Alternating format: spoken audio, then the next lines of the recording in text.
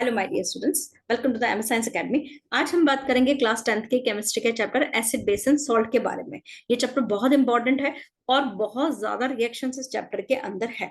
ठीक है, तो चलिए फटाफट से विदाउट डिले हम इस चैप्टर की बात करते हैं। बहुत बहुत इंपॉर्टेंट है केमिस्ट्री का, तो बहुत ध्यान से पढ़िएगा। ठीक है, तो चलिए फटाफट से हम बात कर लेंगे।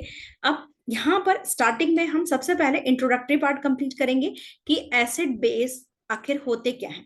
एसिड जो वर्ड बना है वो बना है आपकी टर्म एसिडस, जो कि लैटिन टर्म है और इसका मतलब होता है सोर यानी खट्टा। यानी सारे एसिड जो होते हैं वो आपके टेस्ट में खट्टे होते हैं और ब्लू लिटमस को रेड में कन्वर्ट करते हैं। यानी कि अगर आप ब्लू लिटमस पेपर को अगर एसिडिक सॉल्यूशन से इंटरेक्ट कराएंगे तो वो रेड में कन्वर्ट हो जाएगा। They dissolve in water to release H+ ion. यानी कि जब भी कोई एसिड जैसे HCl है, हाइड्रोक्लोरिक एसिड है, जब वो वाटर में डिजोल्व होगा तो वो क्या देगा? H+ ion. H+ आयन मतलब कि हाइड्रोजन आयन। ठीक है, जैसे आपका हाइड्रोक्लोरिक एसिड है, सल्फ्यूरिक एसिड है, नाइट्रिक एसिड है, इनके फॉर्मूले आप हाथों हाथ याद करते जाइए। HCl यानी कि hydrochloric acid, sulphuric acid, H2SO4, nitric acid and HNO3। ठीक है, तो इसकी प्रॉपर्टीज हम देख लेते हैं कि ये सोर होते हैं टेस्ट में, it turns blue litmus into the red. और ये जो है H+ आयन, ये एक्चुअली जब ये वाटर के साथ इंटरेक्ट होते हैं तो ये H+ आयन में कन्वर्ट होते हैं और ये इसी वजह से इलेक्ट्रिसिटी जनरेट करते हैं। ये देखो मैंने लिखा हुआ acid solution conduct electricity as they release H+ ion in the aqueous solution. ठीक है, इतनी बात क्लियर है। चलिए अब हम एसिड का क्लासिफिकेशन पढ़ लेते हैं। एसिड का क्लासिफिकेशन क्या कहता है? एसिड का क्लासिफिकेशन जो है अलग अलग बेसिस पे किया गया है। सबसे पहले है डिपेंडिंग अपॉन द सोर्स, यानी किस सोर्स से वो रिसीव किए गए हैं। सबसे पहले है ऑर्गेनिक एसिड और इनऑर्गेनिक एसिड। यानी सोर्स के बेसिस पे हम एसिड को दो पार्ट्स में डिवाइड करते हैं, organic acid and inorganic acid. ठीक है, तो देखिए सबसे पहले ऑर्गेनिक एसिड। ऑर्गेनिक एसिड को हम नेचुरल एसिड भी बोलते हैं। Acid which are obtain from plants and animals, यानी कि जो नेचुरल सोर्स से रिसीव होते हैं वो होते हैं आपके ऑर्गेनिक एसिड या नेचुरल एसिड। ठीक है, जैसे वो नेचुरली, जैसे आपका टमाटो है, एप्पल है। ठीक है, तो जैसे ऑक्जेलिक एसिड है वो इसमें किस में मिलेगा? टमाटो में। एप्पल में कौन सा एसिड मिलता है? मैलिक एसिड मिलता है। ठीक है, और सिट्रिक एसिड किस में मिलता है? सिट्रिक एसिड मिलता है आपका लेमन के अंदर। ठीक है, इनऑर्गेनिक एसिड जो होते हैं obtain from the minerals present in earth and also termed as man made acid और सिंथेटिक एसिड। यानी कि जो इनऑर्गेनिक एसिड्स होते हैं वो जनरली आपके जो अर्थ में जो मिनरल्स हैं उससे हमें ऑब्टेन होते हैं और इन्हें हम सिंथेसाइज भी कर सकते हैं। ठीक है, अब यहाँ पर जो है इसके एग्जाम्पल हैं, जैसे आपका hydrochloric acid, sulphuric acid, nitric acid, carbonic acid H2CO3, phosphoric acid H3PO4। ठीक है, तो ये आपको बहुत इंपॉर्टेंट है। इनके फॉर्मूलेज अगर आप याद कर लेंगे तो आपको काफी जो है इजी हो जाएगा इन चीजों को समझना। अब देखिए यहाँ पर जो है वो क्या कह रहा है, मैंने की टेबल बना दी है एसिड और सोर्स की। ठीक है, अब यहाँ पर जो है एसिड और सोर्स में वो क्या कह रहा है, देखिए एसिटिक एसिड जो है विनेगर इसका सोर्स है। एस्कॉर्बिक एसिड जो इसका सोर्स है आपका गुआवा और आंवला। सिट्रिक एसिड है, जितने भी आपके सिट्रिक यानी कि जो खट्टे फ्रूट हैं जैसे लेमन है, ऑरेंज है, अदर सिट्रस फ्रूट है, वो इसका एग्जाम्पल है। लैक्टिक एसिड जैसे मिल्क, सोर मिल्क यानी कि, और कर्ड जो है, कर्ड बहुत अच्छा एग्जाम्पल है। मेथेनोइक एसिड जो है आंट स्टिंग और निटल स्टिंग, यानी कि ये जो अगर आप ये देखें कि जो डंक होता है चींटियों का, उसके अंदर ये आपका मेथेनोइक एसिड, जिसे हम फॉर्मिक एसिड भी बोलते हैं। मेथेनोइक एसिड का एक और नाम है, उसको मैं यहाँ लिख देती हूँ, फॉर्मिक एसिड। ये नाम है आपका फॉर्मिक एसिड। ठीक है, ये चीज जो है यहाँ पर इसका मेथेनोइक एसिड का एक और नाम है फॉर्मिक एसिड। ठीक है, ऑक्जेलिक एसिड। ऑक्जेलिक एसिड जो होता है ये किस में मिलता है आपका? इसको जो सोर्स है वो है आपका टमाटो। और टार्ट्रिक एसिड जो होता है टैमरिंड आपका, इसके टैमरिंड मतलब कि आपका इमली के अंदर ये मिलता है। क्लियर है? तो ये जनरल ऑर्गेनिक एसिड्स हैं, उनके सोर्सेस हैं। ठीक है, चलिए अब हम आगे बढ़ते हैं फटाफट से। उसके बाद जो है हमारा जो क्लासिफिकेशन है एसिड का on the basis of strength, यानी कि एसिड की स्ट्रेंथ के बेसिस पे उसका क्या क्लासिफिकेशन है, जो मतलब वो कितना स्ट्रॉन्ग है, कितना वीक है, इस बेसिस पे हमने एसिड का क्लासिफिकेशन किया है। स्ट्रेंथ मींस, अब स्ट्रेंथ मतलब स्ट्रेंथ को हम ये मानते हैं कि एसिड कितना हाइड्रोजन आयन रिलीज करेगा जब वो वाटर के अंदर डिसॉल्व होगा। यानी कि जब हम एसिड को वाटर के अंदर डिसॉल्व करेंगे तो वो कितना H+ आयन रिलीज करेगा। ठीक है, तो यहाँ पर जो है वो यहाँ पर इस बेसिस पे हमने दो कैटेगरीज में डिवाइड किया है इसको, स्ट्रॉन्ग एसिड और वीक एसिड। स्ट्रॉन्ग एसिड जो है वो कंप्लीटली डिसोसिएट हो जाता है हाइड्रोजन आयन में। मतलब कि जैसे आपका HCl है, HCl को जब आप पानी के अंदर डिसॉल्व करोगे तो जितना भी अमाउंट आपने HCl लिया है वो HCl वो पूरा का पूरा H+ आयन और Cl- में टूट जाता है, Cl- में टूट जाता है। ठीक है, तो ये जो होता है आपका HCl, ये H+ आयन और Cl- में, यानी पूरी तरीके से ये डिसोसिएट हो जाएगा अपने आयंस में। सेम ऐसा ही सल्फ्यूरिक एसिड है, सेम ऐसा ही नाइट्रिक एसिड है, और सेम ऐसा ही आपका जो है, यानी कि जो स्ट्रॉन्ग एसिड्स होते हैं वो कंप्लीटली डिसॉल्व हो जाते हैं। अब बात आती है वीक एसिड की। वीक एसिड जो होते हैं पार्शियली डिसोसिएट होते हैं हाइड्रोजन आयन में।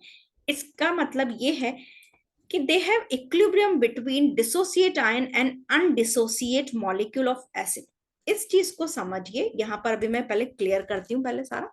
देखिए जो वीक एसिड होता है हमने बोला है कि ये पार्शियली डिसोसिएट है, यानी कि ये पूरी तरीके से डिसोसिएट नहीं होता है और इसमें एक इक्विलिब्रियम बन जाता है। इसको समझिए, जैसे आपका है ये फॉर्मिक एसिड CH3COOH, CH3COOH है ना। अब जो है ये जो फॉर्मिक एसिड जब आपका डिसॉल्व होगा, सॉरी एसिटिक एसिड, जब आप, ये फॉर्मिक नहीं एसिटिक एसिड है, जब आपको एसिटिक एसिड डिसॉल्व होगा तो ये आपका एसिड है तो ये H आयन तो रिलीज करेगा, लेकिन H आयन के साथ साथ ये एसिटेट आयन में भी टूटेगा, CH3COO नेगेटिव, CH3COO नेगेटिव।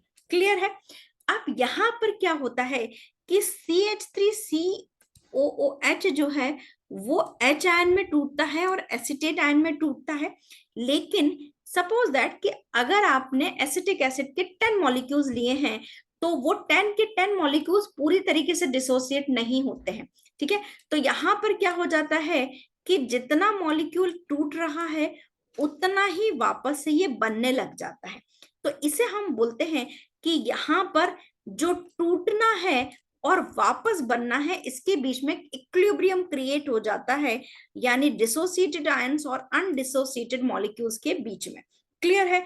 तो ये चीज कहलाती है आपकी, अगर इस तरीके से जो क्रिएट हो रहा है ये आपका वीक एसिड है और इसके एग्जाम्पल है आपका एसिटिक एसिड और कार्बोनिक एसिड। क्लियर है। चलिए आगे हम बढ़ते हैं फटाफट से। अब हम बात कर लेते हैं हमारे पास जो है क्लासिफिकेशन, जिस बेसिस पे है, क्लासिफिकेशन किस बेसिस पे है, on the basis of water content, यानी कि कितना वाटर कंटेंट उसके अंदर मौजूद है। ठीक है, तो देखिए यहाँ पर कितना वाटर कंटेंट मौजूद है, इस बेसिस पे हमने एसिड को दो तरीके से क्लासिफाई किया है, डाइल्यूट एसिड और कंसंट्रेटेड एसिड। डाइल्यूट एसिड के अंदर क्या होता है, डाइल्यूट एक तरह से अगर आप डाइल्यूट वर्ड को समझे तो डाइल्यूट मतलब होता है पतला। पतला मतलब कि जो डाइल्यूट एसिड है उसके अंदर ज्यादा अमाउंट होता है वाटर का और एंड लेस सॉल्ट कंटेंट, यानी कि डाइल्यूट एसिड्स के अंदर जो एसिड अमाउंट है, सॉल्ट अमाउंट मतलब कि जो सॉल्ट है, यानी कि HCl है या CH3COH है, यानी एसिड का कंटेंट जो है कम होता है और वाटर का कंटेंट यहाँ पर ज्यादा होता है, और दे आर लेस स्ट्रॉन्ग, और ये कम स्ट्रॉन्ग होते हैं। कंसंट्रेटेड एसिड के अंदर लेस अमाउंट होता है वाटर का और सॉल्ट का अमाउंट, यानी कि जो एसिड है उसका अमाउंट ज्यादा होता है। अब आप डाइल्यूट से अगर कंसंट्रेटेड को, मतलब कि अगर अगर आप कंसंट्रेटेड एसिड को डाइल्यूट एसिड में कन्वर्ट करना चाहते हैं तो आपको कुछ प्रिकॉशन रखना पड़ेगा। वो प्रिकॉशन मैंने यहाँ लिखा हुआ है, note, precaution to make dilute acid from the concentrated acid. Concentrated acid add slowly in the water with continuous stirring. मतलब कि अगर आपको किसी कंसंट्रेटेड एसिड को डाइल्यूट एसिड में कन्वर्ट करना है तो आप क्या करेंगे, ड्रॉप बाय ड्रॉप जो है उस एसिड को वाटर के अंदर, यानी कि पहले आप बीकर में वाटर लेंगे और एसिड को ड्रॉप बाय ड्रॉप जो है वो उस पानी के अंदर ऐड करते जाएंगे। ठीक है, क्यों? क्योंकि ये जो रिएक्शन है वाटर और कंसंट्रेटेड एसिड की, ये एक एक्सोथर्मिक रिएक्शन है। अगर ये आपने सही तरीके से नहीं किया है तो रिएक्शन जो है वो वायलेंट हो जाती है। रिएक्शन कब वायलेंट होती है, इसको समझिए कि अगर आपने एसिड के अंदर वाटर मिलाया है, यानी कि अगर आप कंसंट्रेटेड एसिड के अंदर वाटर मिला रहे हैं तो रिएक्शन एक्सप्लोजिव हो जाती है। तो इसीलिए अगर आपको कंसंट्रेटेड एसिड को डाइल्यूट में कन्वर्ट करना है तो आपको वाटर में एसिड मिलाना पड़ेगा, ना कि एसिड में वाटर, ना कि एसिड में वाटर। मतलब आप समझ रहे हो कि अगर आपको डाइल्यूट करना है एसिड को, कंसंट्रेटेड एसिड को अगर डाइल्यूट करना है तो आपको यहां पर क्या करना पड़ेगा, आपको जो है पानी के अंदर धीरे धीरे धीरे स्लोली स्लोली स्टर करते करते, यानी हिलाते, एक थोड़ी डॉट डाल दी फिर हिलाया उसको बीकर को अच्छे से, तो यहां पर आपको पानी के अंदर जो है कंसंट्रेटेड एसिड डालना पड़ेगा। क्लियर है यहाँ पे? चलिए अब आगे बढ़ते हैं फटाफट से। देखिए बेस, बेस को हम समझ लेते हैं। बेस जो होते हैं, जैसे देखिए बेस जो होगा, एसिड क्या है जो H प्लस आयन दे, और बेस है जो OH माइनस यानी कि हाइड्रोक्साइड आयन जो है पानी के अंदर दे। ठीक है, और जो है और the molecular ion able to accept a hydrogen ion from an acid. इसके अलावा बेस हम उसको भी बोलते हैं जो आपके एसिड के H आयन को एक्सेप्ट करे। इसका एग्जाम्पल है जैसे sodium hydroxide NaOH। Sodium hydroxide को हम एक और नाम देते हैं caustic soda, calcium hydroxide CaOH का होल ट्वाइस, और पोटेशियम हाइड्रोक्साइड को हम नॉर्मल लैंग्वेज में कास्टिक पोटाश भी बोलते हैं, जैसे QH बोलते हैं। तो यहाँ पर बेस की प्रॉपर्टीज क्या है, इनका बिटर टेस्ट होता है, ये सोपी टच वाले होते हैं, मतलब थोड़े से चिकने चिकने होते हैं। ये अगर हम रेड लिटमस को इनके सोल्यूशन से इंटरेक्ट कराएंगे तो ये ब्लू में कन्वर्ट कर देते हैं। इसके अलावा इनका जो सोल्यूशन होता है वो इलेक्ट्रिसिटी को कंडक्ट कराता है, क्योंकि ये OH आयन को रिलीज करते हैं। क्लियर है यहाँ पे? चलो अब जो है टाइप ऑफ द बेसिस। अब टाइप ऑफ द बेसिस में सबसे पहले है वाटर की सॉल्युबिलिटी के हिसाब से दो टाइप के हैं, वाटर सॉल्युबल और इनसॉल्युबल। ये पहला है आपका वाटर सॉल्युबल और वाटर इनसॉल्युबल। ठीक है, अब यहाँ पर जो है ये आपका जो वाटर सॉल्युबल जो है, the hydroxide of alkali and alkaline earth metal are soluble in water, they are also known as alkali. मतलब कि ये ध्यान रखिए, वो वाले बेस जो पानी में सॉल्युबल होते हैं, जो वाटर में सॉल्युबल होते हैं, the hydroxide of alkali and alkaline earth metals are soluble in water which are soluble, इस यहाँ पर which और add कर लीजिएगा, which are soluble in water, यहाँ पे which word यूज कर लीजिएगा, which are soluble in water, they are also known as alkali। यानी कि जो वाटर सॉल्युबल बेसेस होते हैं उनको आप एक और नाम देते हैं, क्या देते हैं? एल्कली। ठीक है, इसका एग्जांपल है sodium hydroxide, magnesium hydroxide, calcium hydroxide. जितने भी एल्कलीज होते हैं वो आपके स्ट्रॉन्ग बेस होते हैं, ये ध्यान रखिएगा। और कुछ होते हैं जो इनसॉल्युबल होते हैं वाटर में। ठीक है, तो उनको आप किस कैटेगरी में डालोगे? वाटर इनसॉल्युबल की कैटेगरी।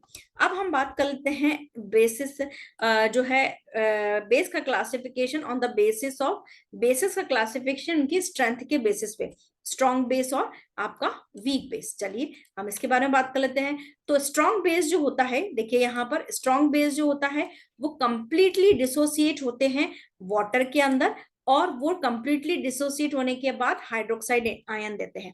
जैसे हमारा एसिड जो था, एसिड जो था वो क्या होगा? कंप्लीटली डिसोसिएट हो जाएगा और वो H आयन देता था। सेम उसी तरीके से यहाँ पर आपका जो है वो आपका स्ट्रॉन्ग बेस जो है वो कंप्लीटली डिसोसिएट होगा और हाइड्रोक्साइड आयन देगा।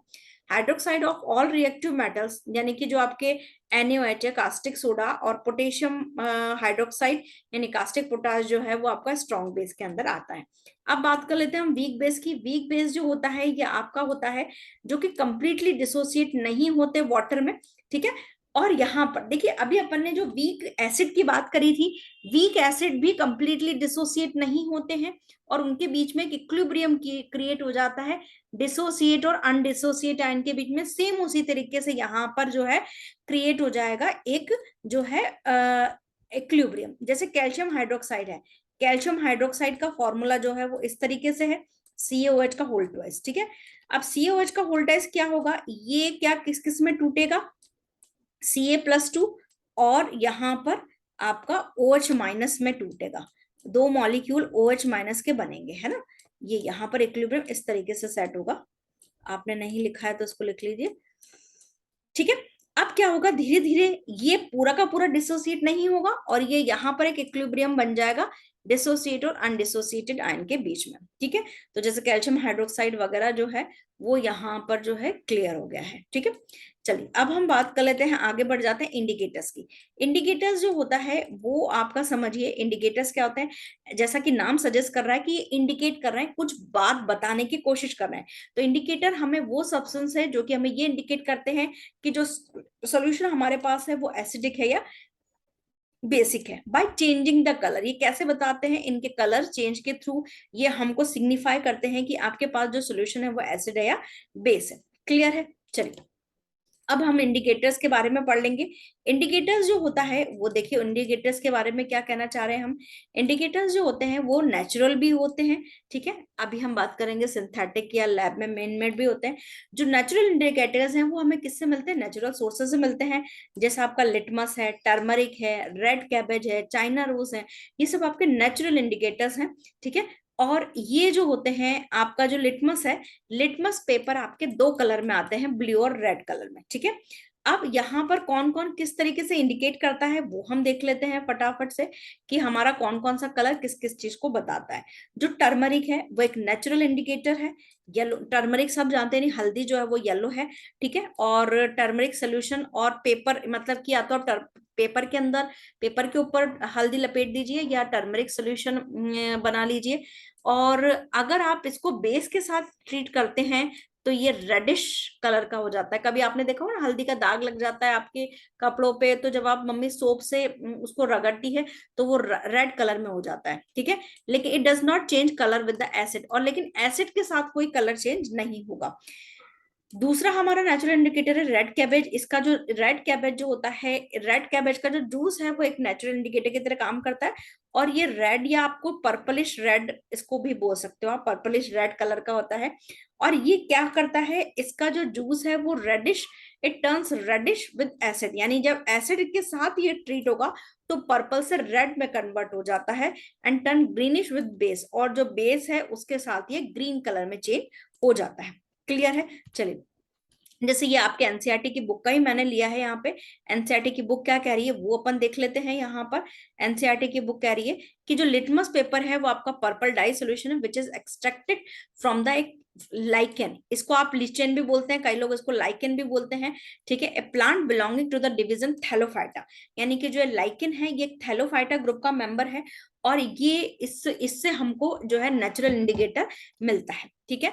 when a litmus solution is neither when a litmus solution is neither acidic or basic, its color is purple. There are many natural material like red cabbage, turmeric, colored of the petals of some flowers such as the hydrogenia, petunia, geranium, which indicate the presence of acid and base। यानी कि ये बता रहा है कि कुछ natural indicators हैं जो कि हमको प्लांट से भी मिलते हैं, है ना। एसिड बेस इंडिकेटर्स भी बोलते हैं, these are called the acid base indicators, sometimes the simply indicators. यानी अगर सिंपली इंडिकेटर्स है मतलब वो नेचुरल इंडिकेटर या एसिड बेस इंडिकेटर की बात कर रहा है। क्लियर है। तो जो एसिड है, जो आपका ब्लू लिटमस है, एसिड क्या करता है, ब्लू लिटमस को आपको किस में कन्वर्ट करता है, रेड में। और आपका जो बेस है वो रेड लिटमस को आपको किस में कन्वर्ट कर देता है, आपके ब्लू के अंदर कन्वर्ट कर देता है। क्लियर है यहाँ पे। तो देखिए यहाँ पर ये जो है ये आपका, एक मिनट है, ये एक सेकंड है ना,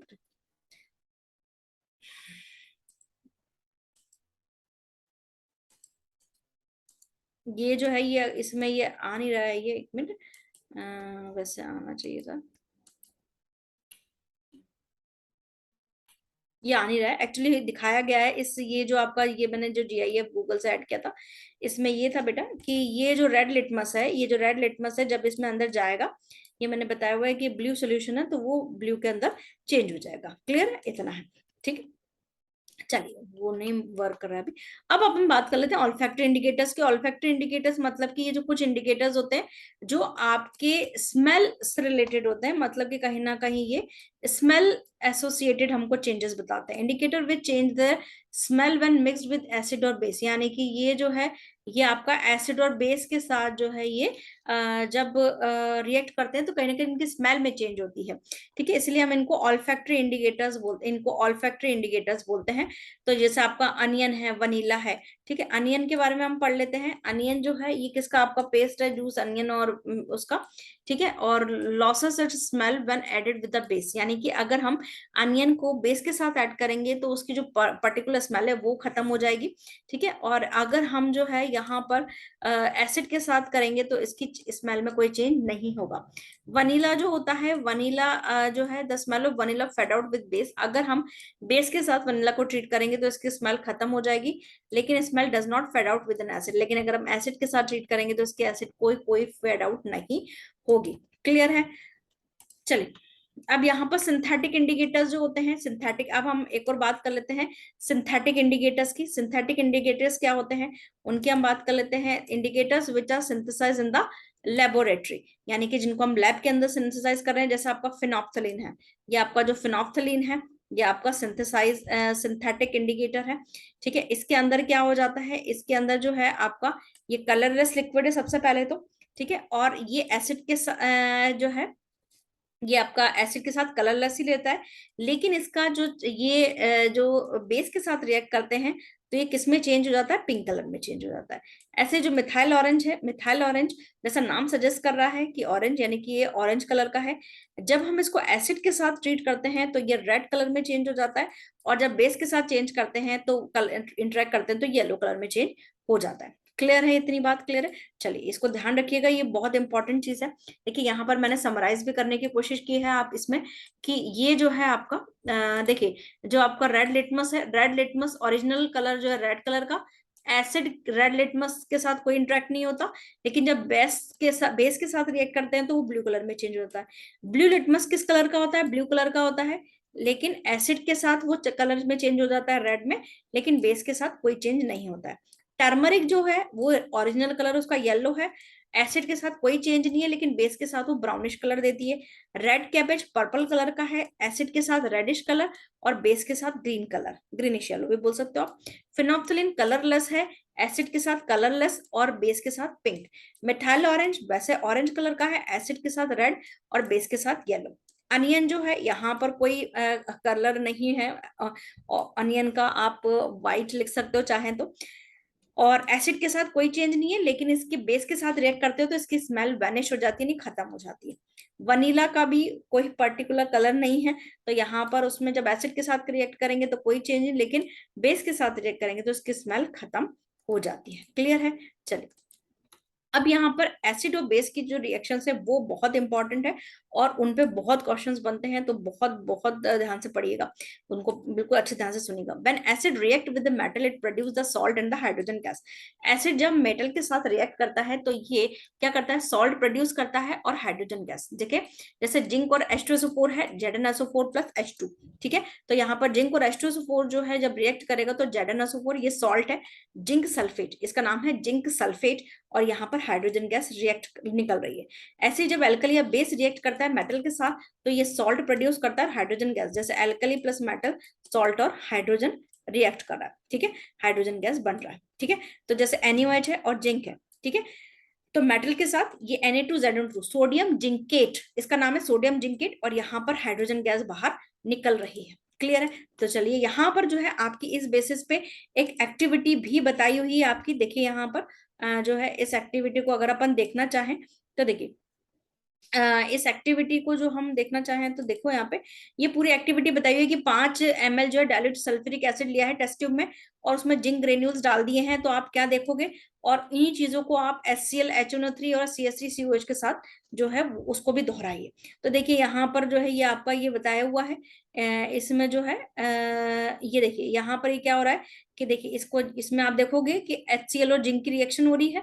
ठीक है, इसने यहाँ पर ये जिंक का पीस डाल दिया है, डायग्राम में अगर आप देख रहे हो जिंक का पीस डाल दिया है, तो धीरे धीरे धीरे यहाँ पे बबल्स निकल रहे हैं, यानी यानी जिंक प्लस HCl, यहाँ पर क्या हो जाएगा, जिंक Cl2 ZnCl2 बन जाएगा। ठीक है, zinc zinc plus HCl, zinc plus HCl, यहाँ पर ये रिएक्शन में यहाँ लिख देती हूँ, अगर नहीं है तो जिंक प्लस HCl जो है ये यहाँ पर ZnCl2 प्लस हाइड्रोजन गैस, यहाँ पर क्या निकल रही है, आपके हाइड्रोजन गैस बाहर निकल रही। क्लियर? तो देखिए यहाँ पर ये आपका ये वाला जो एक्टिविटी वो भी यही चीज शो कर रहा है कि यहाँ पर हाइड्रोजन गैस बाहर निकल रही। क्लियर है? अब यहाँ पर एक्सप्लेनेशन एक्टिविटी 2.3 जो एक्टिविटी है वो जिंक प्लस जो है H2SO4 जिंक सल्फेट बन जाएगा। ठीक है? और हाइड्रोजन गैस ऐसे बबल निकलेगी। और हाइड्रोजन गैस क्या हाईली इन्फ्लेमेबल है, ये ध्यान रखिएगा। तो और जो है इसमें वो बोल रहा है कि आप अदर एसिड के साथ भी बताइए, यानी एसिटिक एसिड के साथ भी बताइए। अब एसिटिक एसिड चूंकि एक जो है वीक एसिड है, ठीक है, तो यहाँ पर जिंक रिएक्ट तो करेगा लेकिन स्लो करेगा, ये लिखा है ना, zinc react slowly with acetic acid. अब जो है test for hydrogen gas, the gas evolve after reaction of acid with metal can be tested by bringing a lighted candle near it. हमने कहा है कि जो हाइड्रोजन गैस है वो हाईली इन्फ्लेमेबल है। तो जब ये हाइड्रोजन गैस जब निकल रही होती है और अगर हम जो है कोई भी लाइटेड कैंडल या मतलब जलती हुई कैंडल अगर या माचिस उसके ऊपर लाएंगे तो वहां पर जो है गैस बर्न होगी with the pop sound. If the gas Burns with the pop sound, तो ये जो है वो वहां पर गैस में एक जो है जलने लग जाएगी पॉपिंग साउंड के साथ। ठीक है? अब यहाँ पर जो है एक एक्टिविटी आपकी दे रखी है 2.4 एक्टिविटी जो है ये क्या कह रहा है कि एक आप जो है जिंक मेटल को लीजिए और NaOH के साथ लीजिए। तो देखिए यहाँ पर रिएक्शन भी दे रखी है। बेस अगर मेटल के साथ रिएक्ट कर रहा है तो सॉल्ट प्लस हाइड्रोजन गैस बन रहा है, यानी NaOH प्लस Zn। तो सोडियम जिंकेट, देखिए मैंने बोला था ना सोडियम जिंकेट Na2ZnO2 और H2। Sodium hydroxide give hydrogen gas and sodium zincate when react with the zinc metal, यानी सोडियम हाइड्रोक्साइड और जिंक अगर रिएक्ट कर रहा है तो सॉल्ट बनेगा, सॉल्ट इज सोडियम जिंकेट और हाइड्रोजन गैस यहाँ पर निकलेगी। क्लियर है? चलिए हम आगे बढ़ते हैं फटाफट से। अब रिएक्शन और एसिड की मेटल कार्बोनेट के साथ जो है हम वो देख लेते हैं। मेटल कार्बोनेट और एसिड की जो रिएक्शन है इसमें सॉल्ट, कार्बन डाइऑक्साइड और वाटर बाहर निकलता है। ठीक है? तो देखिए मेटल कार्बोनेट जैसे CaCO3, ठीक है, और यहाँ पर एसिड है सल्फ्यूरिक एसिड। ठीक है? अब यहाँ पर क्या हुआ है कि सल्फ्यूरिक एसिड के साथ जब रिएक्ट कर रहा है CaCO3 तो ये बन जाएगा CaSO4 कैल्शियम सल्फेट। उसके बाद CO2 बाहर निकलेगा और H2O बाहर निकलेगा। ठीक है? सेम इसी तरीके से यहाँ पर हमने बताया है कि जब एसिड जो है मेटल कार्बोनेट जैसे सोडियम का कार्बोनेट क्या Na2CO3, Na2CO3 के साथ रिएक्ट करेगा तो यहाँ पर क्या बनेगा, सॉल्ट। सॉल्ट है यहाँ पे Na2NO3 यानी सोडियम नाइट्रेट, नाइट्रेट और वाटर और CO2 बाहर निकलेगा। ठीक है?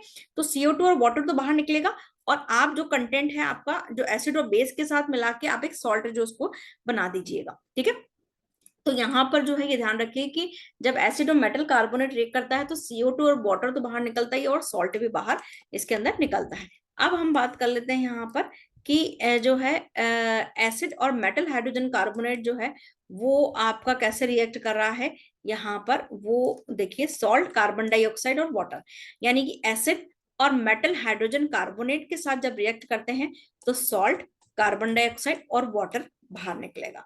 ठीक है? NaCO3 और H2SO4, यहाँ पर क्या होगा, देखिए यहाँ पर एक मिनट, NaCO3 प्लस जो है NaCl नहीं बनेगा, सॉरी सॉरी सॉरी, ये रिएक्शन यहाँ पर जो है सोडियम, देखिए यहाँ पर मैंने लिखा sulphuric acid give sodium sulphate, carbon dioxide gas and water when it react with the sodium carbonate. यहाँ पर ये NaCl नहीं आएगा, इसको सॉरी, ये वेरी सॉरी, इसको सही कर लीजिएगा आप, that is Na2SO4, Na2SO4, Na2SO4 notes में भी मैं सही कर दूंगी, Na2SO4 कर लीजिएगा बेटा इसको, है ना।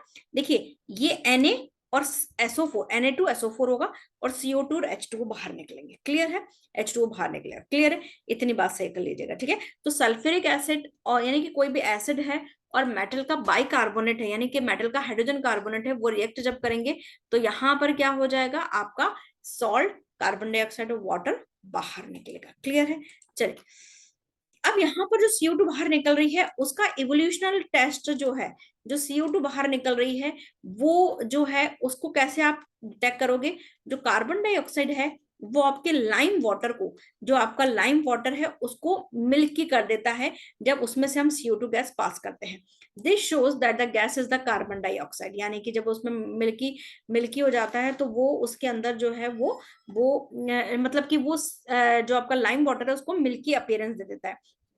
This happens because of the formation of white precipitate of the calcium carbonate. और ये जो व्हाइट मिल्की अपीयरेंस क्यों आती है, क्योंकि कैल्शियम कार्बोनेट फॉर्म हो जाता है। जैसे ये आपका लाइम वाटर है, कैल्शियम हाइड्रोक्साइड, और जब CO2 से रिएक्ट करेगा तो CaCO3 और H2O मिलेगा। ये जो CaCO3 है that is the calcium carbonate, ये आपका है milky water.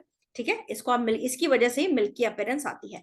As the calcium hydrogen carbonate is soluble in the but when the excess of the carbon dioxide pass through the lime water, it makes the milky color of the lime water disappear। अब इसको चीज समझिए कि अगर हम जब यहाँ पर इसको दोबारा से मैं समझाती हूँ कि जब COH का होल ट्वाइस यानी लाइम वाटर के साथ आप कार्बन डाइऑक्साइड रिएक्ट करोगे तो आपका कैल्शियम कार्बोनेट बनेगा, और कैल्शियम कार्बोनेट मिल्की अपीयरेंस देगा सॉल्यूशन को। मिल्की अपीयरेंस आप यहाँ पर आप कंटिन्यू CO2 आप प्रोवाइड करते जा रहे हो तो ये जो मिल्की अपीयरेंस है खत्म हो जाएगी। क्यों? क्योंकि आपका ये जो है कैल्शियम हाइड्रोजन कार्बोनेट फॉर्म होने लग जाता है, और कैल्शियम हाइड्रोजन कार्बोनेट जो है वो वाटर में डिसॉल्व है। ये देखिए ना लिखा हुआ calcium hydrogen carbonate soluble in water, और वो क्या कर देता है, मिल्की अपीयरेंस को डिसअपियर कर देता है। क्लियर है? इतनी बात क्लियर है? ये बात बिल्कुल ध्यान से समझनी होगी आपको। ठीक है, चलिए अब हम आगे पढ़ लेते हैं। ये देखिए आपकी एक्टिविटी 2.5 के अंदर भी हमको बता रहा है कि ये जो कंक्लूजन है ये क्या कह रहा है। ये देखिए इस एक्टिविटी में यहाँ पर क्या हो गया कि कार्बन डाइऑक्साइड बाहर निकल रही है, ये डाइल्यूट हाइड्रोक्लोरिक एसिड है, और यहाँ पर जो है ये सोडियम कार्बोनेट लिया हुआ है देखिए, और ये कैल्शियम हाइड्रोक्साइड का सोल्यूशन। कैल्शियम हाइड्रोक्साइड देखिए यहाँ पर जो ये टेस्ट ट्यूब ए है, यहाँ पर एक सेकेंड, यहाँ पर देखिए Na2CO3 और HCl जो है यहाँ पर NaCl H2 और CO2 बाहर निकल रहा है। और ये आपका टेस्ट ट्यूब बी में जो है ये आपका एक सेकंड, हाँ ये एक्चुअली दोनों ही चीजों को एक्सपेरिमेंट को शो इकट्ठा शो किया है कि Na2CO3 और HCl के साथ रिएक्ट कर रहा है तो CO2 गैस बाहर निकल रहा है, और NaSCO3 यानी सोडियम हाइड्रोजन कार्बोनेट के साथ रिएक्ट कर रहा है तो भी CO2 बाहर निकल रही है। ठीक है, अब ये कैल्शियम हाइड्रोक्साइड प्लस CO2 तो ये बन जाएगा आपका CaCO3 और H2। ठीक है, और अब जब CaCO3 में आप कंटिन्यू CO2 पास करोगे तो वापस से कैल्शियम हाइड्रोजन कार्बोनेट बन जाएगा, जो कि वापस नहीं मतलब वो एक्सेस में बन जाएगा, जिसकी वजह से और जो कि वाटर में सॉल्युबल है तो वो मिल्की अपीयरेंस जो है डिसअपियर हो जाएगी। तो देखिए limestone, chalk, marbles are the different forms of the calcium carbonate. ठीक है, और ये बताया हुआ है कि कैल्शियम कार्बोनेट अलग अलग फॉर्म्स में मिलता है, जैसे लाइम स्टोन है, चौक है, मार्बल है। All metal carbonates and the hydrogen carbonate react with acid to form the corresponding salt, carbon dioxide and water. यानी कि ध्यान रखिएगा, आपका चाहे मेटल का कार्बोनेट है चाहे मेटल का हाइड्रोजन कार्बोनेट है, वो आपके जो यहाँ पर जो है एसिड के साथ रिएक्ट करके सॉल्ट, CO2 और वाटर बनाता है। ये ध्यान रखिएगा। ठीक है, तो इसको मैंने यहाँ पर समराइज कर दिया है। यहाँ पर देखिए यहाँ पर ये metal carbonate, metal hydrogen carbonate plus acid is equal to salt, CO2 और वाटर। इसको क्लियर है यहाँ पे? चलिए अब यहाँ पर जो है नेक्स्ट हम ये बात कर लेते हैं how do acid and base जो है how do acid and base react with each other. यानी एसिड और बेस आपस में कैसे रिएक्ट करते हैं। एसिड और बेस जो आपस में रिएक्ट करते हैं ये रिएक्ट करके न्यूट्रलाइज रिएक्शन को शो करते हैं। Acid plus base is equal to salt plus water, और ये जो रिएक्शन होती है ये आपकी न्यूट्रलाइजेशन रिएक्शन कहलाती है। ठीक है, तो देखो यहाँ पर ये है आपका HCl, ये जो है आपका HCl जो कि आपका जो है स्ट्रॉन्ग एसिड है, और सोडियम हाइड्रोक्साइड जो कि आपका स्ट्रॉन्ग बेस है।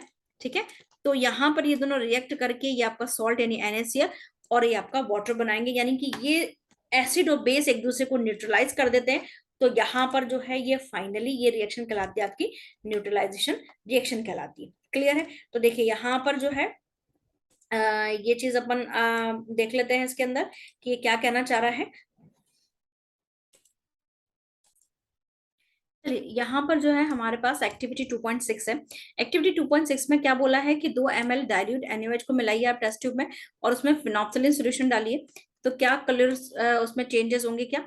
और यहाँ पर HCl सोल्यूशन आपने डाल दिया ड्रॉप बाय ड्रॉप, तो क्या वो उसमें चेंजेस होंगी। ठीक है, रिएक्शन मिक्सचर में, और वो फिनोक्सिलिन का चेंजेस भी पूछा हुआ उसने, ये चीजें उसने पूछी हुई है। अब देखिए यहाँ पे, तो यहाँ पर इसमें क्या है, adding the phenolphthalein the dilute sodium hydroxide, इसका मैंने ऑब्जर्वेशन लिखा है। ये क्या करेगा, ये आपका सॉल्यूशन को टर्न कर देगा पिंक में। अभी अपन ने कहा है कि फिनोक्सिलिन जो है वो बेस के साथ रिएक्ट करके वो आपका पिंक कलर देता है, So when we add the acid in it, then a time comes when a solution become colorless again. देखिए यहाँ पर क्या हो रहा है कि यहाँ पर क्या हो रहा है कि पहले वो बेस के साथ रिएक्ट करके पिंक कलर देगा, ठीक है, और यहाँ पर जैसे ही आप उसमें एसिड मिलाते जाएंगे तो वापस से वो कलर जो है वो कलरलेस कन्वर्ट हो जाएगा। क्यों? क्योंकि यहाँ पर क्या हो जाएगा कि वो जो बेस है उसको एसिड न्यूट्रल कर देगा। क्लियर है? तो जैसे आपको ये एक डायग्राम में आपको दिख रहा होगा कि वो जैसे ही आप उसमें डाल रहे हो तो उसमें पर्पलिश कलर दिख रहा है। क्लियर है यहाँ पे? चलिए, अब यहाँ पर जो एक्सप्लेनेशन, फिनॉक्सिलिन जो होता है वो कलरलेस रिएजेंट है और ये पिंक कलर देता है जब आप बेसिक पीएच पे काम करते हो, और एसिडिक पीएच पे ये कलरलेस रहता है। ठीक है, तो यहाँ पर जो है ये देखिए मैंने लिखा है basic solution plus phenolphthalein pink colour, acidic solution plus phenolphthalein colourless हो जाता है। क्लियर है यहाँ पे? तो कंक्लूजन जो है, जो पीएच इंडिकेटर है यानी फिनॉक्सिलिन है, वो it can indicate the completion of reaction. मतलब कि ये कंक्लूजन हमें बता रहा है कि बेस को जब आप रिएक्ट कराओगे तो पिंक कलर देगा, और जब इसमें एसिड बना दोगे तो वो जब एसिड और बेस न्यूट्रल हो जाएंगे तो वो रिएक्शन आपकी क्या हो जाएगी? कंप्लीट हो जाएगी। क्लियर है? चलिए यहाँ पर अब हम बात कर लेते हैं आपके एसिड और बेस की। ठीक है, यहाँ पर दूसरी चीजों की रिएक्शंस की हम बात कर लेते हैं कि मेटल के ऑक्साइड की एसिड के साथ reaction. Acid plus metal oxide जो होता है, ये ध्यान रखिएगा, वो सॉल्ट देता है और वाटर देता है। देखिए यहाँ पर जैसे कैल्शियम ऑक्साइड है, CaO है जो है, उसको हाइड्रोक्लोरिक एसिड के साथ रिएक्ट करेंगे तो यहाँ पर जो सॉल्ट बनेगा CaCl2, और यहाँ पर वाटर बाहर निकल जाएगा। ठीक है, ऐसे ही सल्फ्यूरिक एसिड के साथ आप जो है जिंक ऑक्साइड की रिएक्ट करोगे तो जिंक सल्फेट, यहाँ पर जिंक क्लोराइड लिखा हुआ है, इसको सही कर लीजिए, ZnSO4 है ना। कई बार रिएक्शंस लिखते लिखते वो फ्लो में चलता रहता है तो ध्यान नहीं रहता है।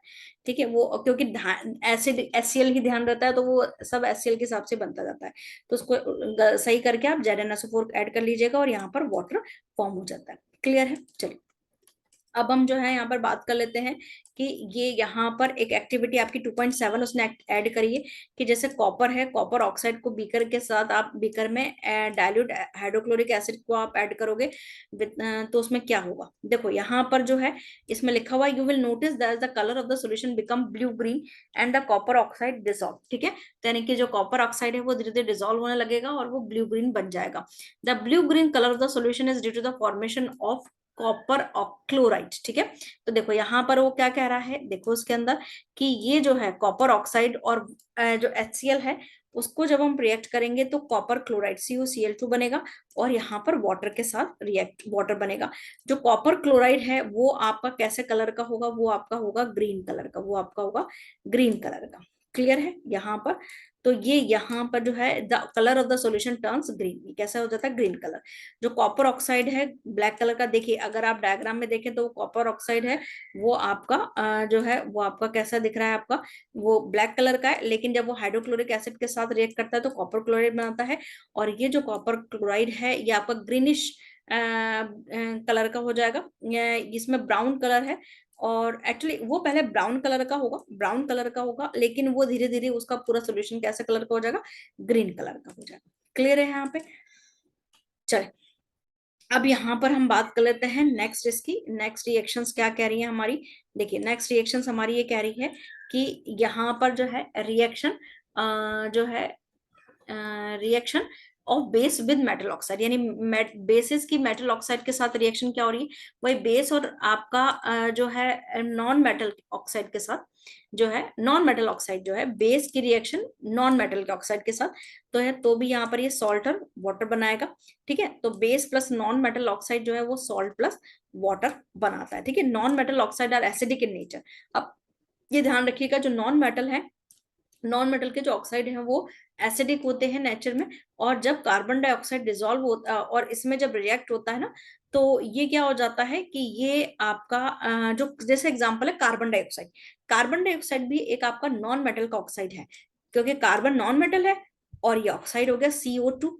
ठीक है ना, तो कार्बन डाइऑक्साइड आपका नॉन मेटल का ऑक्साइड है, और जब ये वाटर के अंदर डिसॉल्व होता है तो एक कार्बोनिक एसिड बनाता है, तो इसीलिए बोलते हैं कि जो नॉन मेटल के ऑक्साइड है वो आपके एसिडिक होते हैं नेचर में। ठीक है, तो जैसे अब यहाँ पर जो है अब जैसे आपका बेस है, बेस NaOH, ठीक, बेस है NaOH, और इसको जैसे अपन ने नॉन मेटल के ऑक्साइड के साथ रिएक्ट किया, ठीक है, तो ये Na2CO3, ये क्या बन गया आपका, सॉल्ट बन गया, और ये वाटर, तो ये आपका base plus non metal oxide जो है ये क्या बनाएगा, सॉल्ट और वाटर बनाएगा, तो ये सॉल्ट हो गया और ये वाटर हो गया। क्लियर है यहाँ पे? अब यहाँ पे ऐसे कैल्शियम हाइड्रोक्साइड का दे रखा है, कैल्शियम हाइड्रोक्साइड और CO2 के साथ कैल्शियम कार्बोनेट, ये भी आपका क्या, सॉल्ट है, और ये आपको वाटर है। क्लियर है यहाँ पे? चलिए आगे हम बढ़ते हैं फटाफट से, क्योंकि बहुत सारा है इसके अंदर। अब वही क्या कह रहा है कि why do all acid and base have the common. अब एसिड और बेस के साथ कॉमन क्या है वो चीज हम देख लेते हैं। एसिड जब मेटल के साथ, यानी एसिड जब जो है एसिड जब मेटल के साथ रिएक्ट करता है तो देखिए हाइड्रोजन गैस निकलती है, बेस जब मेटल के साथ रिएक्ट करता है तो हाइड्रोजन गैस निकलती है। तो ये इनके अंदर एक कॉमन फैक्टर है कि आपका एसिड और बेस जो होता है वो जब आपके मेटल के साथ रिएक्ट करता है तो वो आपका एक जो है यहाँ पर हाइड्रोजन गैस रिलीज करता है। तो हाइड्रोजन गैस का रिलीज करना एक कॉमन फैक्टर भी आप बोल सकते हो, या कॉमन एक जो है पैटर्न भी बोल सकते हो। ये यहाँ पर जो है आपका ये एक्टिविटी 2.8 में है, जैसे glucose, alcohol, hydrochloric acid, sulphuric acid, ठीक है, ये यहाँ पर जो है ये बताया हुआ है कि ये इस तरीके से सॉल्यूशंस में आपने ये सब डिसॉल्व किया है, ठीक है, ये चीज आप डिसॉल्व कर करके आप ये देखिए कि सॉल्यूशन के अंदर हो क्या रहा है, ये वो चाह रहे हैं, ठीक है।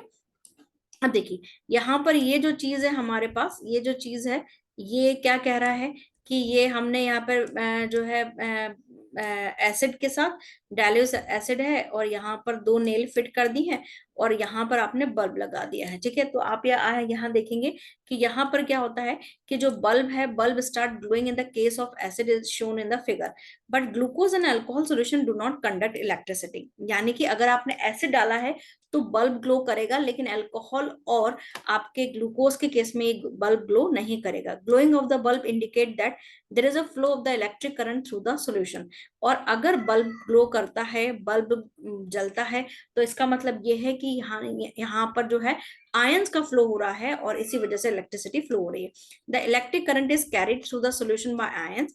The since the cation present in acid is the H plus ion, this suggests the acid produce the H ion which are responsible for the acidic properties। तो हमने स्टार्टिंग में पढ़ लिया था कि एसिड जो है वो आपका H प्लस आयन रिलीज करता है, जो कि आपका कहीं ना कहीं ये आपका इलेक्ट्रिसिटी को कंडक्ट करने में हेल्प करता है, ठीक है। अब देखिए यहाँ पर जो ये है, ये देखिए 2.9 एक्टिविटी क्या कह रही है, 2.9 एक्टिविटी क्या कह रही है वो अपन देख लेते हैं।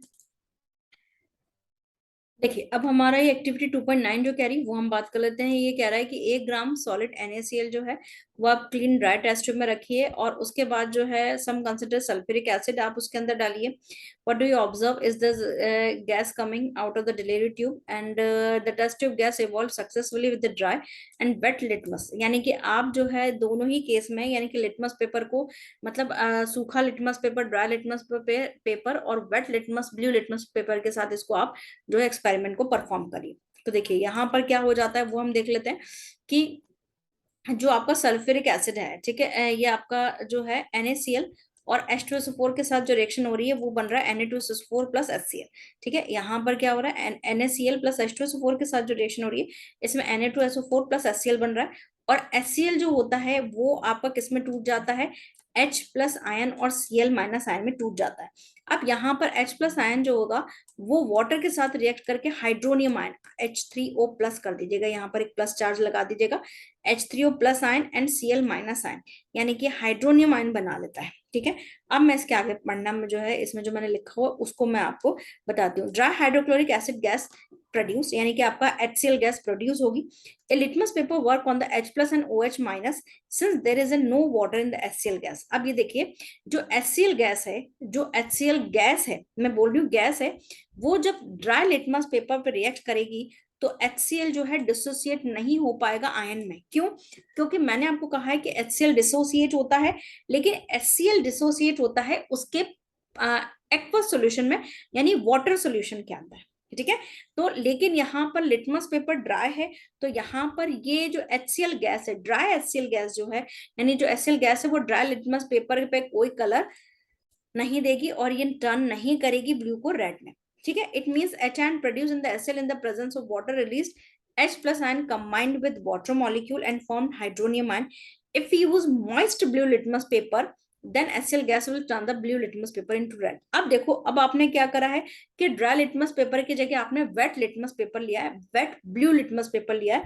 तो क्या हो जाएगा, उस वेट लिटमस पेपर के अंदर ये HCl जो है वो H+ आयन में टूटेगा, देन हाइड्रोनियम आयन बनेगा, देन फिर यहाँ पर जो ब्लू लिटमस है वो रेड लिटमस में चेंज हो जाएगा। तो इसका कंक्लूजन है, the concentrated acid and bases need aqueous medium to turn the litmus paper. यानी कि जो लिटमस पेपर है उसको चेंज करने के लिए आपको जो लिक्विड, जो आपका एसिड और बेस है उसमें एक्वस मीडियम का होना जरूरी है। ये चीज हमको ये बात बताती है, ठीक है।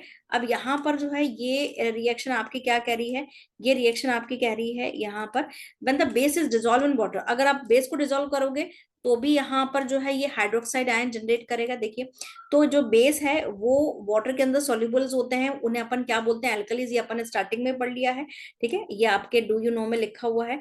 All base do not dissolve in the water, सारे बेस डिसॉल्व नहीं होते हैं, वो बेस जो डिसॉल्व होते हैं उनको हम एक अलग नाम देते हैं alkali. And alkali is a base that dissolve in water, they are soapy to touch, bitter, corrosive, never taste और touch them, they may cause harm. यानी कि जो आपके बेस होते हैं ये आपको दिखने में थोड़े से वैसे लगे बट ये हार्म पहुंचाते हैं। तो यहाँ पर 2.1 एक टेबल है जो कि आपको बताई हुई है, तो उसको मैंने यहाँ पर इंक्लूड किया है। उसको अपन देख लेंगे पहले, अभी पहले अपन ये चीज देख लेते हैं। अब यहाँ पर जो है आपकी एक्टिविटी जो है, इसमें 10 ml वाटर लिया है बीकर में। वो क्या कह रहा है कि let us see what is involve when the water is mixed with an acid और बेस। देखिए, अभी मैंने आपको थोड़ी देर पहले ही बताया था कि एसिड और बेस को अगर आप मिक्स कर रहे हो तो एक्सोथर्मिक रिएक्शन है, यानी कि वो जो है अगर आप कंसंट्रेटेड एसिड को बेस में कन्वर्ट कर रहे हो तो कैसे क्या प्रिकॉशंस रखने हैं वो मैंने आपको बताया था। तो देखो, वो बोल रहा है कि इज दिस एक्सोथर्मिक और एंडोथर्मिक। तो डाइल्यूटिंग इन एसिड और base in the water is an exothermic reaction. Exothermic reaction मतलब कि उसके अंदर से हीट बाहर निकलेगी। Hydrogen ion interact with the water molecule, hydrogen ion जो है वो वाटर के साथ मॉलिक्यूल रिएक्ट करेगा and form the hydronium ion. In this process heat evolves which make the beaker hot. और इस प्रोसेस में क्या है, हीट बाहर निकलेगी और बीकर को क्या हो जाएगा, वो बीकर गर्म हो जाएगा। Note, if we want to dilute the acid we add acid to water. ये ध्यान रखिए, अभी मैंने आपको बताया है कि अगर आपको एसिड को डाइल्यूट करना है, कंसंट्रेटेड एसिड को डाइल्यूट करना है, तो देन आपको क्या करना पड़ेगा, आपको एसिड को धीरे धीरे पानी में मिलाना पड़ेगा। मतलब कि, और पानी को एसिड में नहीं मिलाना है, एसिड को पानी में मिलाना है। तो नहीं तो अदरवाइज रिएक्शन जो है वो आपका एक्सोथर्मिक यानी हाईली एक्सप्लोसिव हो जाती है। एक्सोथर्मिक तो वैसे भी होगी, लेकिन फिर रिएक्शन अगर आपने उल्टा प्रोसेस कर दिया तो आपकी रिएक्शन एक्सप्लोसिव हो जाएगी। Mixing an acid of base with water result in decrease in the concentration of H ion, hydronium ion यानी एच आयन। हाइड्रोनियम आयन मतलब एच आयन ही होता है, ध्यान रखिएगा, और O H ion per unit volume. Such a process called dilution and the acid of base is said to be diluted. यानी कि अगर डाइल्यूशन मतलब क्या है कि अगर आप एसिड और बेस में पानी मिला रहे हैं तो उसका OH आयन बेस है, तो आप बोलोगे कि OH आयन का कंसंट्रेशन कम हो रहा है। और अगर एसिड है तो आप बोलोगे कि उसका H+ आयन या हाइड्रोनियम आयन भी बोल सकते हो आप, हाइड्रोनियम आयन का कंसंट्रेशन कम हो रहा है पर यूनिट वॉल्यूम में। मतलब जैसे अगर 1 लीटर में पहले 10 आयन थे तो अब 1 लीटर में 3 आयन ही रह गए हैं, तो उसका वॉल्यूम कम हो गया है, ठीक है, पर यूनिट वॉल्यूम में उसका अमाउंट कम हो गया है। तो वहां पर जो है वो प्रोसेस में डाइल्यूशन जो है वो चीज, उस प्रोसेस को अपन बोलते हैं डाइल्यूशन। क्लियर है। चलिए यहाँ पर अब हम बात कर लेते हैं पीएच की। पीएच जो है वो बहुत इंपॉर्टेंट है ना। ये जो है ये क्या कह रहा है, the strength of the acid and base is express in the term of the pH. PH का मतलब क्या होता है, नेगेटिव लॉगरिथम। पीएच को मतलब होता है negative logarithm of the H ion, यानी कि एच आयन को का नेगेटिव लॉग वैल्यू। लॉग अगर मैथ्स के स्टूडेंट हैं वो जानते होंगे इसको, वैसे 9th में लॉग नहीं चलता है, तो आप ये ध्यान रख लीजिए, नेगेटिव लॉग वैल्यू जो है वो आपकी जो है एच आयन कहलाती है, ये आपका जो है पीएच कहलाती है। Scale for measuring H hydrogen ion concentration in solution is called the pH scale. P stand for potence in the German meaning power, यानी पी जो है वो आपका जर्मन मीनिंग पावर, इसका मतलब है जर्मन वर्ड से लिया गया जिसका मतलब होता है पावर। जो पीएच है वो इनवर्सली प्रोपोर्शनल है एच आयन के, यानी कि अगर जो है एच आयन ज्यादा होगा तो आपका पीएच क्या होगा, कम होगा, ये ध्यान रखिएगा। और अगर आपका एच आयन कम होगा तो पीएच आपका क्या होगा, ज्यादा होगा, ये ध्यान रखिएगा, ठीक है। अच्छा, पीएच की वैल्यू पीएच स्केल पे 0 से 14 तक होती है। 0 मतलब वेरी एसिडिक और 14 मतलब हाई एल्केलाइन, ये ध्यान रखिएगा। क्लियर है। चलिए, न्यूट्रल सॉल्यूशन का पीएच होता है 7, और 7 से लेस पीएच जो होते हैं वो एसिडिक, और 7 से अबव 14 तक जो होता है वो आपका होता है बेसिक। ठीक है, समझ में आ गया। चलिए आगे हम बात कर लेते हैं फटाफट से। जो आपका पीएच है, generally the paper impregnated with the universal indicator use to measure the pH, और जो है इसको हम क्या है, पेपर को जो है, जो आपका पीएच पेपर जो है उसको हम जो है यूनिवर्सल इंडिकेटर में डिप कर देते हैं, और वो हमें इस तरीके से काम करता है। तो ये जैसे आपके बुक से ही मैंने लिया है, जैसे गैस्ट्रिक जूस है, गैस्ट्रिक जूस का पीएच आपका 1.2 के अराउंड होता है, लेमन जूस का 2.2 है, प्योर वाटर का 7 के आसपास रहता है, न्यूट्रल के आसपास, और ब्लड का भी इतना ही रहता है। मिल्क ऑफ मैग्नीशिया आपका 10 के करीब रहता है, सोडियम हाइड्रोक्साइड 14 है। ठीक है, तो बिलो द 7 जो है वो आपका एसिडिक है, 7 से अबव जो है वो बेसिक है, और 7 आपका न्यूट्रल है। The strength of the acid and base depend on the number of the H and the O H N produced respectively. If we take the hydrochloric acid and acetic acid of the same concentration, say 1 molar, these produce the different amount of HI. देखिए, अगर आपने एक एक molar, molar actually concentration नापने का एक तरीका है। ठीक है, या आप तो बोल लीजिए 1 लीटर को आप इसको समझ लीजिए, वैसे जो है केमिस्ट्री लैंग्वेज में 1 मोलर 1 नॉर्मल कंसंट्रेशन इस तरह से मानी जाती है। तो अगर आपने 1 normal hydrochloric acid 1 molar acetic acid लिया है, तो आप देखेंगे कि दोनों जो है एच एन, दोनों है एसिड, लेकिन अलग अलग अमाउंट में एच एन रिलीज करते हैं। क्यों? क्योंकि एक जो है स्ट्रॉन्ग एसिड है और एक वीक एसिड है। ठीक है, acid that give the more H ion are to be strong, and acid that give the less H ion are to be weak acid. तो जो कम, जो आपके weak less H ion release करते हैं तो वीक एसिड होते हैं, और जो ज्यादा एच आयन रिलीज करते हैं वो आपके क्या होते हैं, वो आपके स्ट्रॉन्ग एसिड। जो ज्यादा एच आयन रिलीज करेंगे वो स्ट्रॉन्ग एसिड, जो कम करेंगे तो वो वीक एसिड। ठीक है, तो देखिए 2.2 जो आप कह रहे थे, वो देखिए सलाइवा बिफोर मील, ये इसका पीएच आता है 7.5, आफ्टर मील 5.8 जो होता है, इसका मतलब वो एसिडिक फॉर्म में। लेमन जो है, देखिए पीएच पेपर का कलर को भी बता रहा है वो, कि सलाइवा में जो पीएच पेपर, सलाइवा से अगर आप इंटरेक्ट करेंगे बिफोर मील तो वो लाइट ग्रीन में कन्वर्ट होगा, और आफ्टर मील पेल येलो में, और लेमन जूस पिंक रेड में, और ये 2.5 के अराउंड आता है। कलरलेस एरिएटेड ड्रिंक जो है, एरिएटेड ड्रिंक यानी कार्बन, जो आपकी कलरलेस एरिएटेड ड्रिंक जो है वो आपके पेल येलो कलर में चेंज होती है। ठीक है, करती है। कैरेट जूस जो है वो लाइट ऑरेंज जो है देंगी, और ये आपका 4 अराउंड 4 अप्रोक्स इसकी वैल्यू आती है। कॉफी जो है वो ऑरेंज येलो कलर, एंड इसका पीएच आता है आपका 5 एसिडिक। टोमेटो जूस जो है वो डार्क ऑरेंज देंगी, और इसका है पीएच 4.1 के आसपास, और इसका जो है एसिडिक है, नेचर ऑफ सब्सटेंस। इसका टैप वाटर का अराउंड ग्रीन है, ये न्यूट्रल पीएच जो है इसका न्यूट्रल के आसपास आता है। 1 मोलर NaOH जो है ये आपका वॉयलेट या डार्क ब्लू आप बोल सकते 13-14, और ये बेस के में आता है। 1 मोलर HCl ये आपका रेड करेगा पीएच का पेपर, अप्रोक्स वैल्यू एट 1, और ये नेचर ऑफ द सब्सटेंस है आपका एसिड। क्लियर है। चलिए अब हम यहाँ पर जो है ये आपका 2.11 जो है, ये आप 2.11 ये एक्टिविटी में भी आपको वही दिया हुआ है कि पीएच वैल्यूज बताइए आपका। ठीक है, तो कंफ्यूज मत होइएगा। चलिए अब हम इंपॉर्टेंस देख लेते हैं, पीएच की इंपॉर्टेंस जो है वो किस तरीके से दी हुई है। पीएच की इंपॉर्टेंस, ये यहाँ पर सॉइल की इंपॉर्टेंस जो है प्रॉपर ग्रोथ के लिए चाहिए, एनिमल्स और प्लांट के लिए बहुत सेंसिटिव होते हैं। जो वर्किंग पीएच है जनरली प्लांट्स और एनिमल के लिए 7 to 7.8 है। रेन वाटर का पीएच अगर 5.6 से कम हो जाएगा तो उस रेन वाटर को हम बोलेंगे एसिडिक रेन, और जो कि हमारे वाटर बॉडीज को पॉल्यूट कर देती है, और जो कि जिससे जो एक्वेटिक लाइफ है वो बहुत डिफिकल्ट हो जाती है। हमारे डाइजेस्टिव सिस्टम का जो पीएच है वो HCl जो है वो HCl, जो हमारे डाइजेस्टिव सिस्टम का पीएच जो है वो स्टमक का एसिडिक रहेगा, क्योंकि HCl जो होता है वो डाइजेशन में हेल्प करता है। ड्यूरिंग इनडाइजेशन, कई बार जो इनडाइजेशन का प्रॉब्लम है जिसकी वजह से स्टमक के अंदर बहुत बहुत ज्यादा एसिड और प्रोड्यूस होता है, जो कि पेन और इरिटेशन प्रोड्यूस करता है।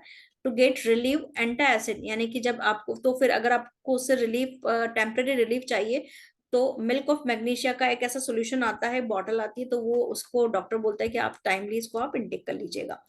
जो आपका टूथ डिके है उसके लिए जो है, जनरली जो बच्चे चॉकलेट वगैरह खा के सोते हैं या रात में फूड खा के सो रहे हैं, तो उसमें क्या हो जाता है कि आपका पीएच 5.5 के अराउंड आने लगता है, और आपका जो टूथ इनेमल है जो कि कैल्शियम फॉस्फेट का बना होता है, और टूथ इनेमल जो होता है वो हार्डेस्ट सब्सटेंस है हमारी बॉडी का, और वो धीरे धीरे कोरोड यानी खराब होने लगता है, क्योंकि जो बैक्टीरियाज हैं उस फूड पे जो डिपॉजिट होते हैं वो उसको, उस इनेमल को डिग्रेड कर देते हैं। इसके अलावा जो एनिमल्स और प्लांट्स वगैरह हैं वो हमने देखा था कि फॉर्मिक एसिड चींटियों के उसमें मिलता है, bee sting causes the irritation as they leave the acid and cause the pain or irritation। और जो है अगर इस तरीके से हो जाए कि हमको किसी ने काट लिया है, तो आप उसमें माइल्ड बेस लगा दीजिए उस जगह, तो क्या हो जाएगा, आपको थोड़ा सा रिलीफ मिल जाएगा। ठीक है, क्योंकि जो एसिड है वो उसको बेस क्या करेगा, न्यूट्रल कर देगा। क्लियर है इतनी बात? चलिए फटाफट से अब हम बात कर लेते हैं आगे। ये जो है आपका ये इसमें नीटल जो एक हर्बेशियस प्लांट है, जो कि ग्रो इन द वाइल्ड, और इसमें जो है हेयर्स होते हैं, और उनको अगर आप एक्सीडेंटली टच कर लें तो उनमें मेथोनिक एसिड यानी फॉर्मिक एसिड सिक्रीट करते हैं।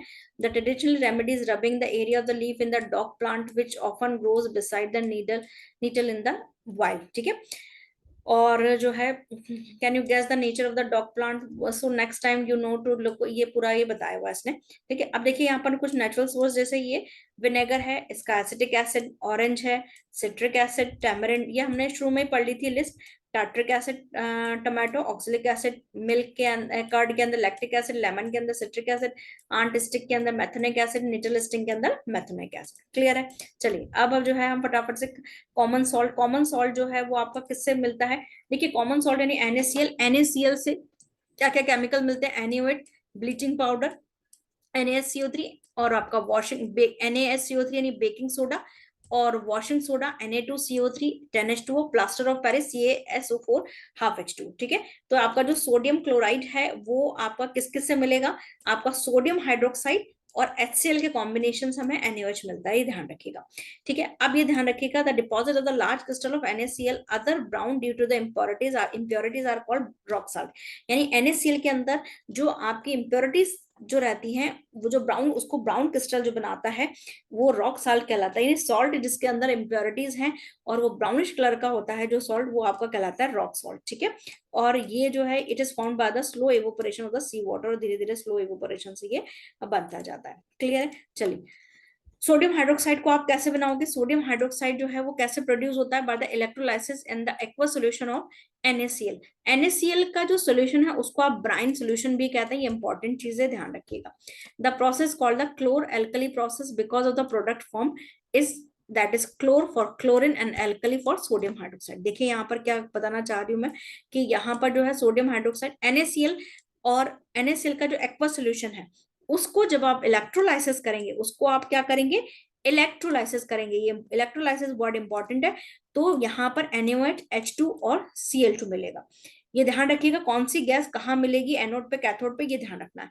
क्लोरीन गैस जो है वो एनोड पे मिलेगी, हाइड्रोजन गैस कैथोड पे मिलेगी, और NaOH जो है कैथोड के पास मिलेगा। देखिए ये पूरा प्रोसेस है यहाँ पर।